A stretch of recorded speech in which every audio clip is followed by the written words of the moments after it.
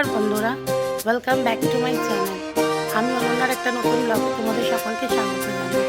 তো তোমরা দেখেই বুঝতে পারছো আমি কিন্তু কলকাতার বাড়িতে চলে এসেছি। তা বেশ কিছুদিন হয়েছে এসেছি আর কি, 4-5 দিন। কিছু কারণের জন্য আর কি ভিডিও শ্যুট করতে পারছিলাম না। তো চলো আবার তোমরা রেগুলার ভিডিও পাবে। টুক করে একটু বাইরে চলে এলাম, কারণ এখনও সূর্যি মামা ওঠেনি। এখানে তো প্রচণ্ড গরমে মানে গরমে একদম হাঁসফাঁস করছে এমন অবস্থা। তো চলো, এখন মোটামুটি ভোর 5টা বাজে। সকাল স্নান করে নিয়েছি। আজ হচ্ছে বাড়িতে একটু ছোট করে পুজো হবে আর ঠাকুরের ভোগ হবে। তো তার জন্য সকাল সকাল রেডি হয়ে গেছি। তো চলো এবার রান্নাঘরে যাই আর ভোগের আয়োজন শুরু করি।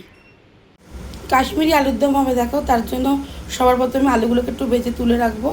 আর এই দিকে দেখো ভোগের পায়েসও বসে গেছে, তার জন্য দুধটা জাল দিয়ে নিচ্ছি। আলুগুলো দেখো ভালো করে ভেজে তুলে নিয়েছি।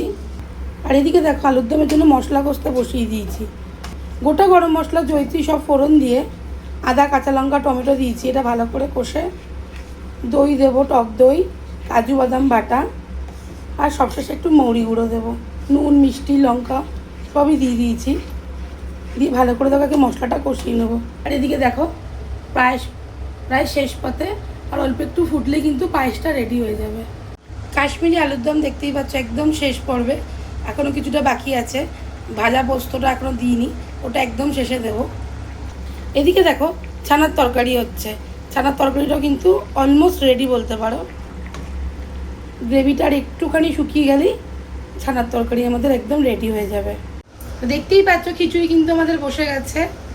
এদিকে দেখো চাটনি হচ্ছে, আর এদিকে কিন্তু খিচুড়ির মশলা কষা চলছে।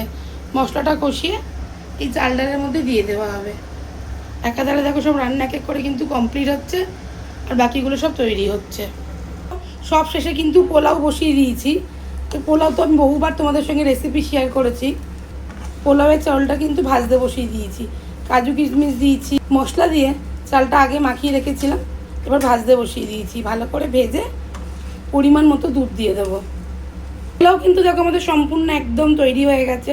তো মোটামুটি দেখতেই পাচ্ছ ঠাকুরের ভোগ যা যা সবই রেডি হয়ে গেছে, শুধু ভাজা বাকি। তো চলো সব শেষে এবার ভাজাগুলো ভেজে নেওয়া যাক। তো সকাল থেকে দেখো ভোগ টোগ রান্না করে রেডি হয়ে গেছি। যা গরম, আর একবার স্নান করে ফ্রেশ হয়ে নিয়েছি। এবার ওই ভোগ টোগগুলো সব বাইরে বার করে নিয়ে এসেছি। এবার ঠাকুরের জন্য ভোগগুলো গুছিয়ে নেবো, আর তার সঙ্গে একটু সিন্নিও গুলে নেওয়া হয়েছে। তো চলো আগে ভোগ টোগগুলো গুছিয়ে নেওয়া যাক। তো দেখো এই হচ্ছে আমাদের কলকাতার বাড়ির ঠাকুর ঘর।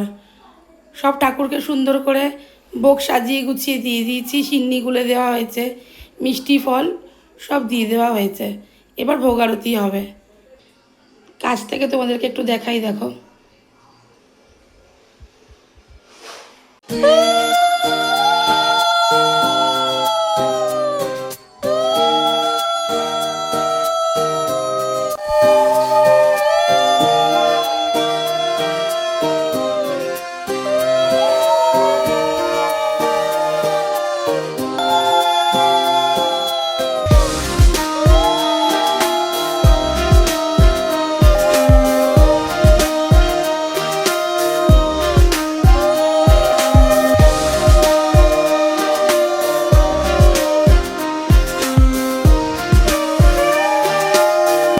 তো বন্ধুরা দেখো আমার ভোগ আরতি কমপ্লিট হয়ে গেছে। ভগবানকে ভোগ নিবেদন করে দিয়েছি। তো চলো এবার ভগবান ভোগ গ্রহণ করুক, আমরা ততক্ষণ একটু বাইরে যাই।